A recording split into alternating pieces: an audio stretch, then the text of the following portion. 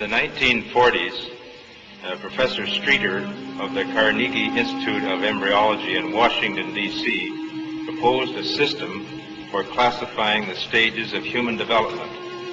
His system arranged human embryos in 23 numbered stages based on their differences in appearance. The Carnegie system of classification was used around the world until the 1970s, when a more refined system was proposed by Dr. Ronan O'Reilly of the Carnegie Institute of Embryology, now in San Diego, California. Intensive studies of the Quran and Hadith in the last 4 years have revealed a system for classifying human embryos that is amazing, since it was recorded in the 7th century A.D. Although Aristotle, the founder of the science of embryology, realized that chick embryos developed in stages from his studies of hen's eggs in the 4th century B.C., he did not give any details about these stages. As far as it is known from the history of embryology, little was known about the staging and classification of human embryos until the 20th century.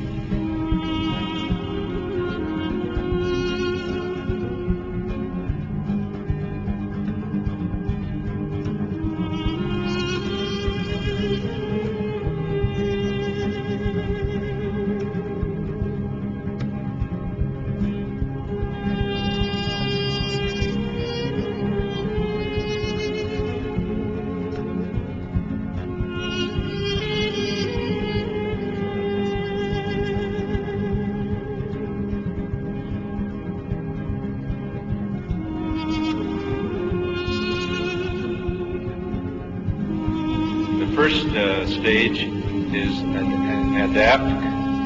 You'll have to apologize my pronunciation.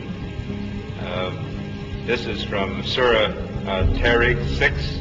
He is created from a drop emitted. This Arabic term refers to the forceful emission of fluids which occurs during ejaculation in the male and ovulation in the female. The male secretions, called semen, contain the spermatozoa, and the female secretions, called follicular fluid, contain the ovum.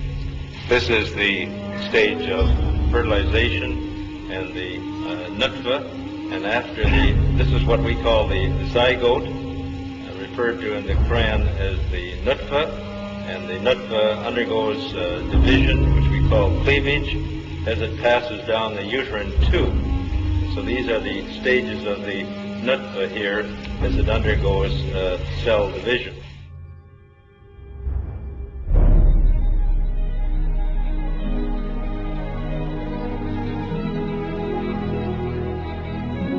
Another important aspect of the information mentioned in the verses of the Quran is the developmental stages of a human in the mother's womb. It is stated in the verses that in the mother's womb, first the bones develop, and then the muscles form which wrap around these bones. We then formed the drop into a clot, and formed the clot into a lump, and formed the lump into bones, and clothed the bones in flesh, and then brought him into being as another creature. Blessed be God, the best of creators.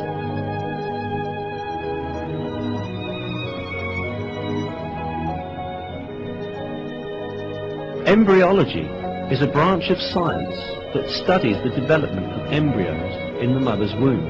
Until very recently, embryologists assumed that the bones and muscles in an embryo developed at the same time. For this reason, for a long time, some people claimed that these verses were in conflict with science.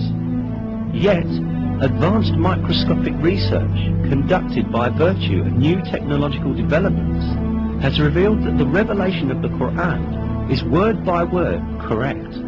These examinations at the microscopic level showed that the development inside the mother's womb takes place in just the way that is described in the verses. Obviously, life begins at the moment of fertilization when a single sperm fuses with an ovum to form a one-celled embryo or zygote. At this moment, the ultimate character of that new individual is decided. The Quran recorded these facts 1400 years ago.